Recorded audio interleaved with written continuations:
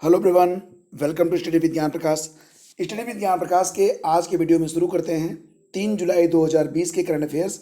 सारे प्रश्न बहुत ही इंपॉर्टेंट हैं, खासतौर से अगर आप UPPSC, UP triple SC, SSC, railway, banking आदि परीक्षाओं की तैयारी कर रहे हैं। तो चलिए शुरू करते हैं आज के इस वीडियो को। पहला क्वेश्चन होगा कि जैसा कि आप जानते हैं कि आज यानी कि आज 3 जुलाई है और 3 जुलाई तक भारत में कोविड-19 के लिए 2 वैक्सीन को ह्यूमन टेस्टिंग के लिए, ह्यूमन ट्रायल के लिए मंजूरी मिल चुकी है। और जो पहली वैक्सीन थी वो थी भारत बायोटेक की कोवैक्सीन। तो कोवैक्सीन के बारे में मैंने आपको बताया था अपने 2 जुलाई के वीडियो में।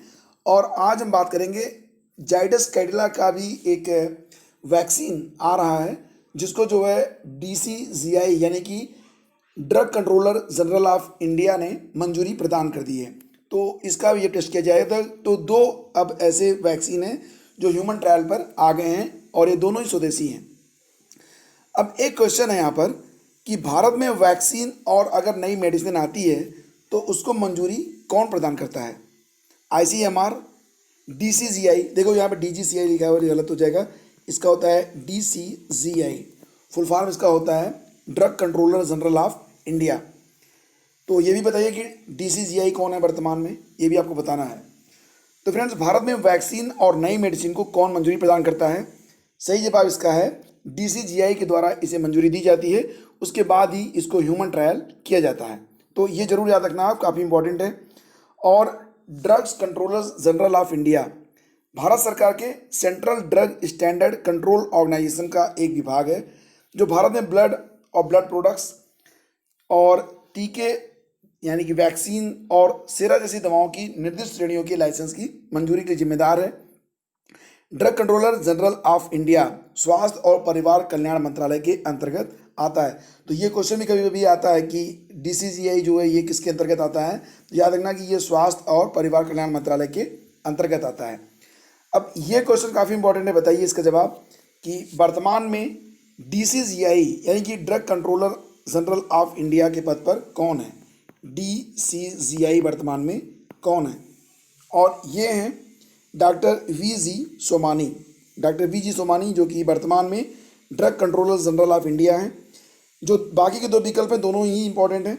डॉक्टर S ईश्वरा रेड्डी और PBN प्रसाद के बारे में बात करेंगे। तो फ्रेंड्स, यहाँ पर तस्वीर देखिए, ये हैं doctor VG Somani, drug controller general of India. तो जरूर याद रखिएगा इनको, वर्तमान में ये काफ़ी प्रासंगिक हैं, इनसे संबंधित जो क्वेश्चन होंगे वो आते रहेंगे। और ये तस्वीर है डॉक्टर S ईश्वरा रेड्डी की, जो कि ज्वाइंट ड्रग कंट्रोलर इंडिया हैं। ठीक है, ज्वाइंट ड्रग्स कंट्रोलर इंडिया। और तीसरी तस्वीर यानी कि विकल्प C में जो है वो है डॉक्टर PBN प्रसाद, जो कि ज्वाइंट ड्रग्स कंट्रोलर इंडिया हैं। तो ये तीनों तस्वीरें, ये तीनों लोग काफ़ी महत्वपूर्ण पर्सनालिटीज़ हैं और चर्चा में रहेंगे, तो हो सकता है कि एग्जाम में इनके बारे में भी पूछा जाए। अगला क्वेश्चन है कि प्रथम PC महालनोबिस पुरस्कार किसे प्रदान किया गया? तो 2 जुलाई को ये सवाल मैंने पूछा था आप लोगों से। 2 जुलाई का वीडियो अगर आपने देखा होगा कि प्रथम PC महालनोबिस पुरस्कार किसे प्रदान किया गया। सही जवाब इसका डॉक्टर C रंगराजन को यह पुरस्कार दिया जाएगा।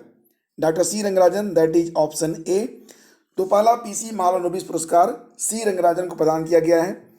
C रंगराजन जो कि भारतीय रिजर्व बैंक के पूर्व गवर्नर जनरल हैं, उनको आधिकारिक सांख्यिकी में लाइफ टाइम अचीवमेंट के पहले प्रोफेसर PC महालनोबिस पुरस्कार से सम्मानित किया गया है। उन्हें राष्ट्रीय आय के आकलन से संबंधित मुद्दों का समाधान प्रदान करने के लिए दिए गए उनके उत्कृष्ट योगदान के लिए लाइफ टाइम अचीवमेंट अवार्ड दिया गया है।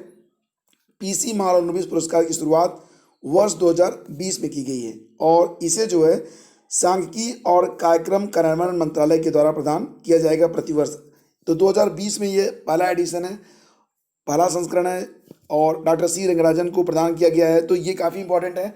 और चूंकि इस पुरस्कार की स्थापना इसी वर्ष हुई है, तो आगे भी प्रतिवर्ष सांख्यिकी के विकास और संवर्धन के लिए किसी भी व्यक्ति द्वारा किए गए उत्कृष्ट और सराहनीय योगदान के लिए पुरस्कार प्रदान किया जाता रहेगा। अब प्रशांत चंद्र महालनोबिस यानी कि PC महालनोबिस, ये कलकत्ता में जन्म हुआ था इनका और अभी हाल ही में आपने देखा था कि 29 जून को राष्ट्रीय सांख्यिकी दिवस के रूप में इनके जन्मदिन को सेलिब्रेट किया गया था। और ये भी याद रखना कि दूसरी पंचवर्षीय योजना जो कि चली थी 1956 से लेकर 1961 तक, इसे पीसी महालनोबिस योजना के नाम से भी जाना जाता है। हाल ही में विश्व खेल पत्रकारिता दिवस कब मनाया गया? आप जानते होंगे कि खेलों के लिए भी एक पत्रकारिता अलग से होती है, तो जो खेल की कवरेज करते हैं पत्रकार, उनके सम्मान में यह दिवस मनाया जाता है। और यह दिवस अभी हाल ही में कब मनाया गया था? 2 जुलाई को। तो प्रत्येक वर्ष 2 जुलाई का दिन विश्व खेल पत्रकारिता दिवस के तौर पर मनाया जाता है। यह दिन खेल जगत की खबरें देने वाली मीडिया के श्रेष्ठ कार्यों को सम्मानित करने का दिन होता है। और अभी हाल ही में विजडन द्वारा भारत का मोस्ट वैल्यूएबल प्लेयर MVP किसे चुना गया है?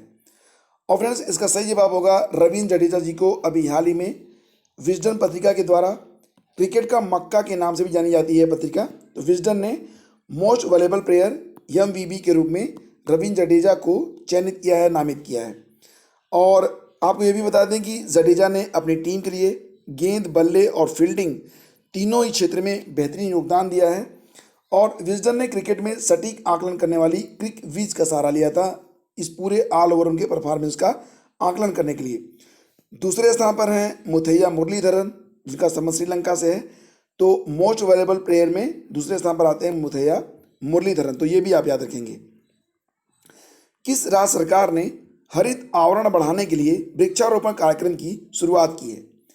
तो फ्रेंड्स, हरित आवरण बढ़ाने के लिए राज्य में एक अनोखी शुरुआत की गई है। आपकी पसंद का कोई भी वृक्ष होगा वो आपको 1 रुपये में प्रदान किया जाएगा। और ये शुरुआत हुई है ओडिशा में। नवीन पटनायक जी यहाँ के मुख्यमंत्री हैं।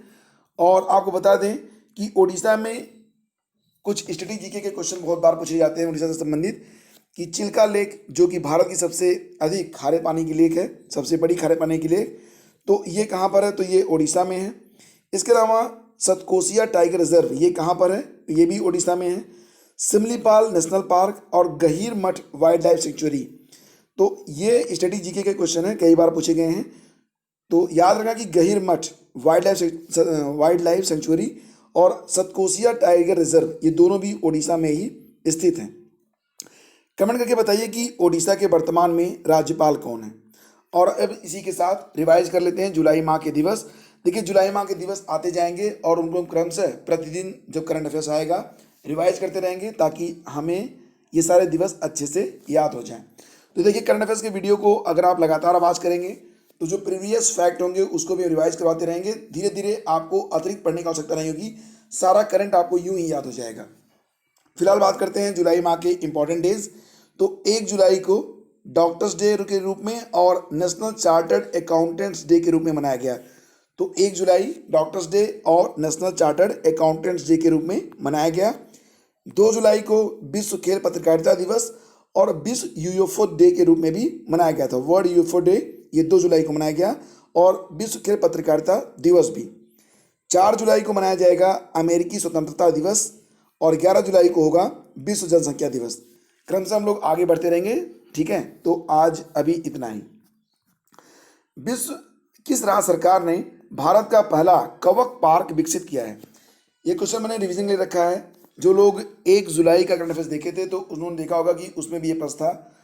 और भारत में देखा जाए तो कुल मिला के 600 से अधिक लाइकेन पाए जाते हैं, या लाइकेन दैट इज कवक।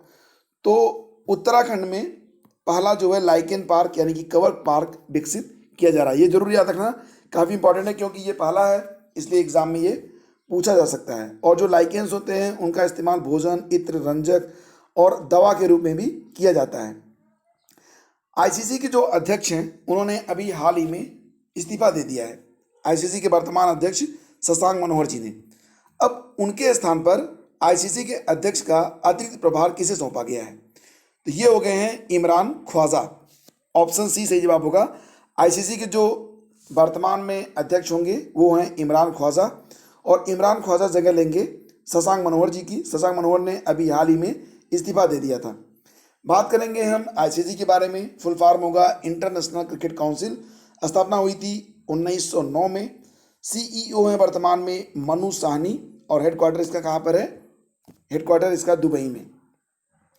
IOC यानी कि इंडियन ऑयल कॉरपोरेशन के नए अध्यक्ष कौन बने हैं? याद रखना, श्रीकांत माधव वैद्य। श्रीकांत माधव वैद्य ये IOC के वर्तमान में नए अध्यक्ष बनाए गए हैं। तो ये काफ़ी इंपॉर्टेंट है। और आईओसी स्थापना इसकी हुई थी 1959 में, और हेडक्वार्टर इसका कहाँ पर है? नई दिल्ली में है। हाल ही में फिच रेटिंग में वित्त वर्ष 2022 में भारत की जीडीपी कितने प्रतिशत रहने का अनुमान लगाया गया है? तो फिच रेटिंग के द्वारा पहले ये अनुमान 9.5% था, जिसे अब घटाकर 8% कर दिया गया है। तो सही जवाब है वर्तमान में 8%। तो ये इसका सही जवाब होगा, दैट इज ऑप्शन बी। अब कुछ इंपॉर्टेंट अपॉइंटमेंट्स हुए हैं अभी हाल ही में, उसके बारे में भी जान लीजिएगा। इमरान ख्वाजा के बारे में हम बता चुके हैं आपको, शशांक मनोहर जी के स्थान पर आ गए हैं ये। आईसीसी के अध्यक्ष का अतिरिक्त प्रभार इनको दिया गया है। श्रीकांत माधव वैद्य, जिन्हें आईओसी इंडियन ऑयल कॉरपोरेशन के नए अध्यक्ष के रूप में चुना गया है। संजय द्विवेदी महानिदेशक बनाए गए हैं। Indian institute of mass communication IIMC के नए डीजी कौन है? संजय द्विवेदी।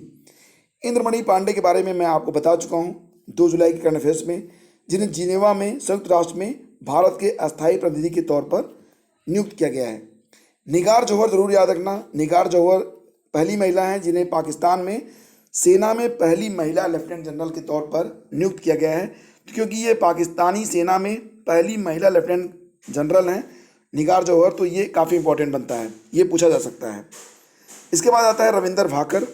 रविंदर भाकर कौन है? ये सीबीएफसी के नए सीईओ हैं। अब आपको बताना है सीबीएफसी के बारे में, सीबीएफसी क्या है, और इसके बारे में जो भी आप जानते हैं वो कमेंट करके आप हमें बताएंगे।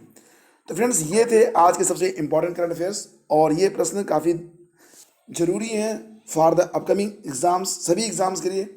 वीडियो आपने पूरा देखा है, इसलिए आपको बहुत बहुत धन्यवाद। अगर आप चाहते हैं कि आपको हर वीडियो का नोटिफिकेशन समय से मिलता रहे, तो आप सब्सक्राइब का बटन दबा दीजिएगा और बेल आइकन को ऑन कर दीजिएगा। सोशल मीडिया पर अगर आप हमसे कनेक्ट होना चाहते हैं तो आप हमें फेसबुक, टेलीग्राम, इंस्टाग्राम, ट्विटर आदि पर फॉलो कर सकते हैं। Thank you so much, have a great day. जय हिंद।